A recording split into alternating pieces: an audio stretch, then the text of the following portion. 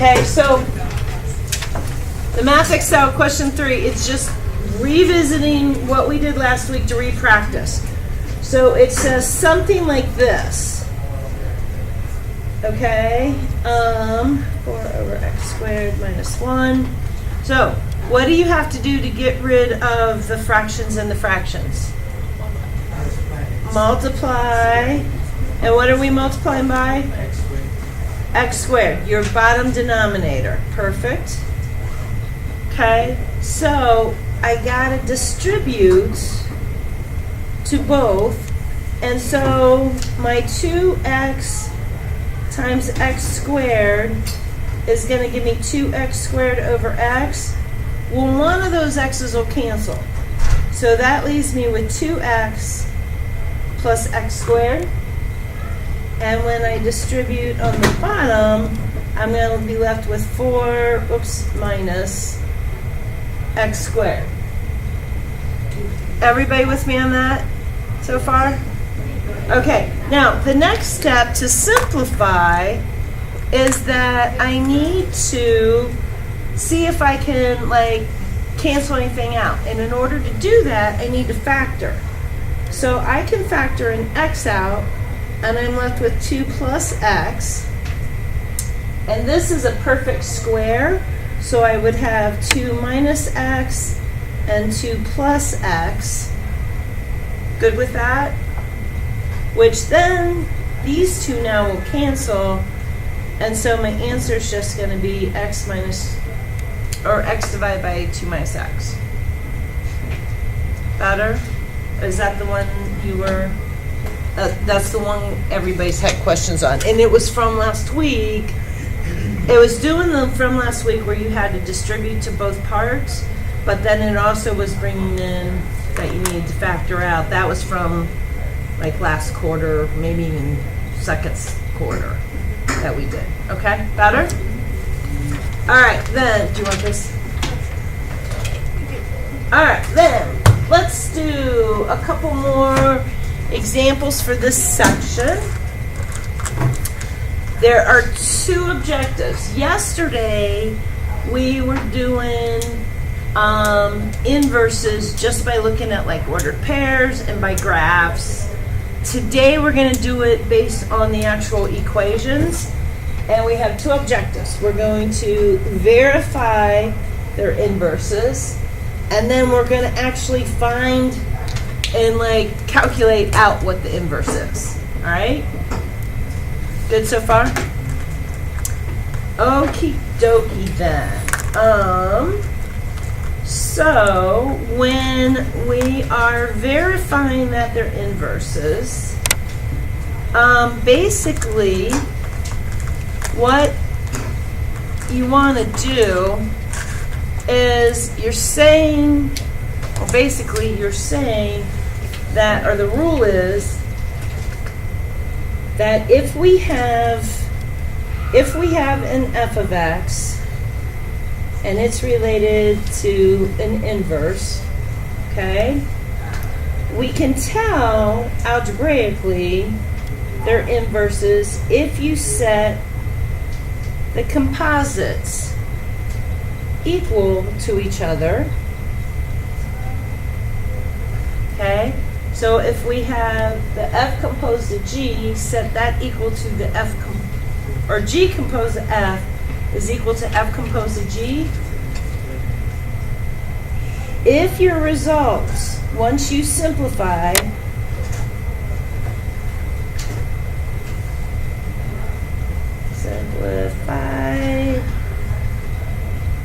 is x is equal to x, all right?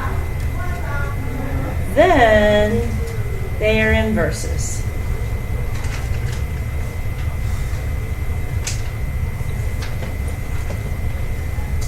Okay? Good so far?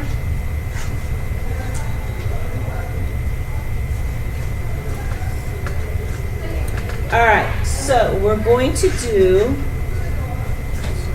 the f of g of x, and we're going to set it equal to the g of f of x. So basically just composing two functions like we did last week. Okay?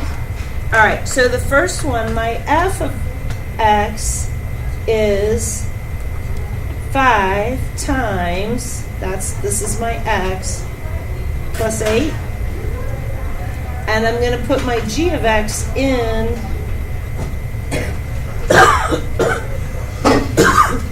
for my x.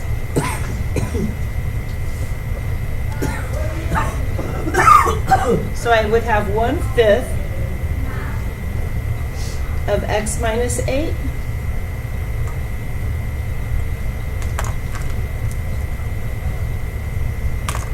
And then my g of x is 1/5 x minus 8. And I put my f of x in for there, which is 5x plus 8. Good so far? All right, now to simplify. Okay, this one is much easier because my 8 minus 8 cancels, and so I'm left with 1/5 times 5x, which is just going to give me x. That's good. That's one start. Okay. Now, if I distribute, I'm going to have 1/5 x minus 8/5, and distribute again, I'm going to have x minus 8 plus 8.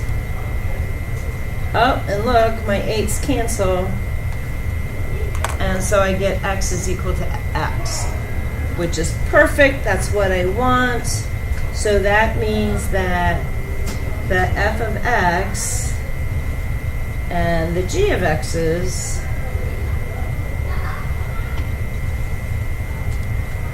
are inverses of each other.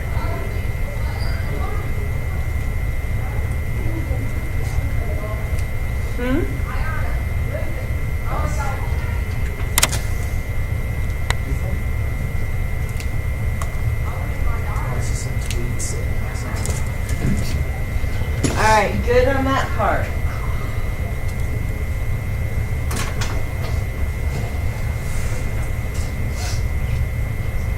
Yeah. Not difficult. It's just doing some algebraic rules, okay? All right, now let's find the inverse, okay? Now, finding the inverse, what it says is that you have 3 steps, okay? You're going to interchange your x and y, which, if you think about, yesterday we said our f of x gives us ordered pair of x and y, right? And our inverse gave us ordered pairs of y and x. So, to interchange, in other words, flip your x and y in the equation makes sense. All right? And then we're going to solve for y. And then the last step is to check the result, just like we did above here, to make sure that we did it right and all our calculations is right. All right? Now, there are 6 steps to doing these, but they're the same 6 steps every single time. All right? They're not hard steps. They're just the same. So, step number 1, flip your x and y. Okay? So, since my f of x, that's like saying y, I'm going to flip my x and y. So everywhere there's a y, I put the x, and everywhere there's an x, I put a y.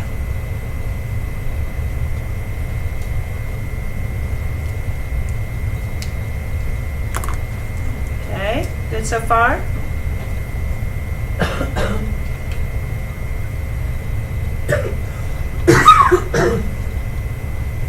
Now, the whole thing is I need to solve for y. I need to put it in an equation form.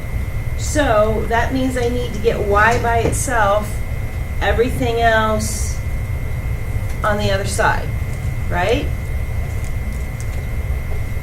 So how can I get rid of this nasty looking fraction? What do you do to get rid of a fraction? Multiply by that denominator.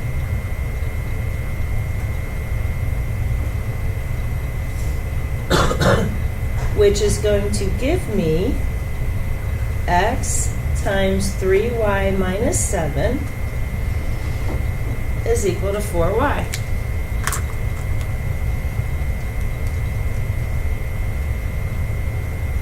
Good so far? Looking at this equation, what would I do next? What'd you say? Yeah, just distribute. So I have 3xy minus 7x equals 4y.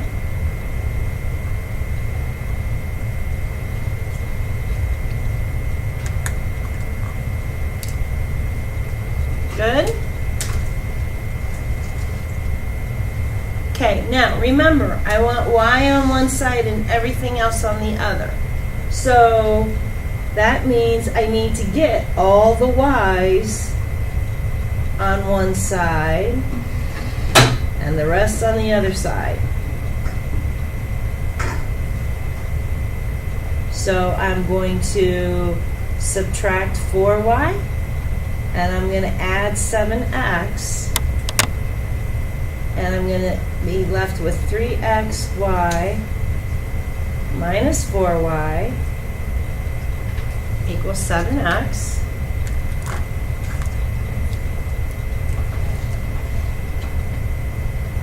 Make it sense so far?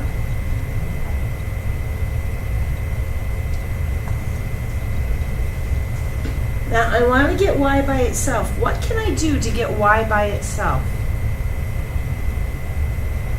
Looking at this section right here. Close, but then what do I do with my 4? And because I got two different y's, so I can't just there you go. Let's factor it out. Because I have a y in both, I can factor out the y, which leaves me with y times 3x minus 4. And now, massive, what can I do?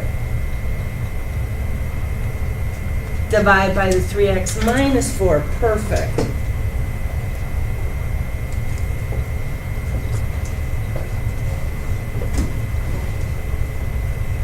And so I'm left with y is equal to 7x over 3x minus 4. So that means that my inverse is 7x over 3x minus 4.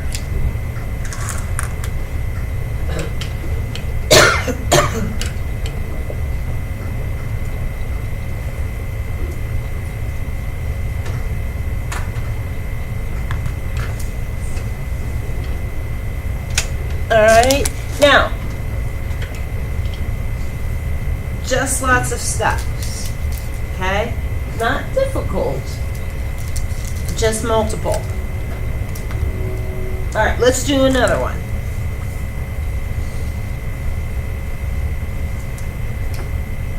All right, so the first thing I want to do is flip my x's and y's. So we're going to have x is equal to 2y minus 3 over y plus 4.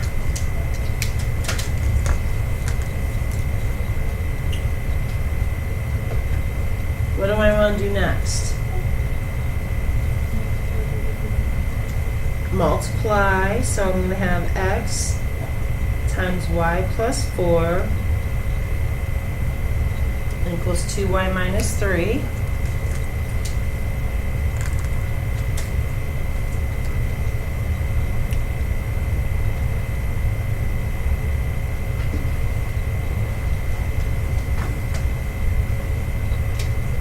What do you think? Next step is what am I gonna get? What's my result?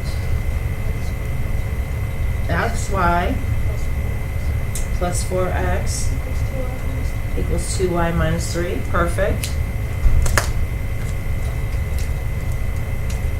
Good. All right, let's get my y's on one side. And so I'm going to have xy minus 2y equals negative 4x minus 3.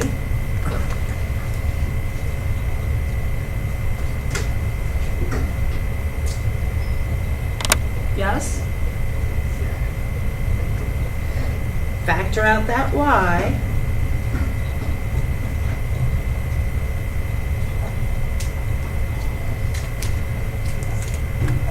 And I'm left with x minus 2. And then we're going to divide, and so y is equal to negative 4x minus 3 over x minus 2. So my inverse is negative 4x minus 3 divided by x minus 2.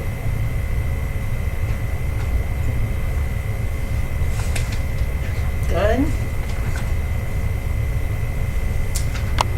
Okay.